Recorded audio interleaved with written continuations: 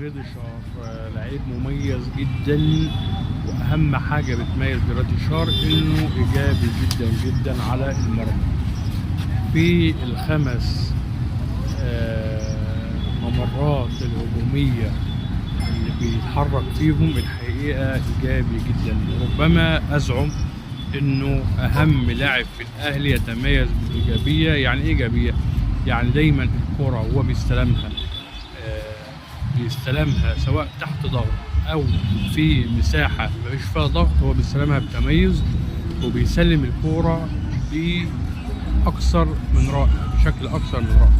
هو اكبر دليل على اللي انا بقوله هدف احمد رضا في بيراميدز. مين اللي عمل الاسيست لجراديشار؟ شوف الكوره جات له ازاي من طاهر، استقبلها ازاي، سلم الكوره ازاي. لعيب ايجابي جدا جدا جدا، وقادر دايما انه يصنع الفارق.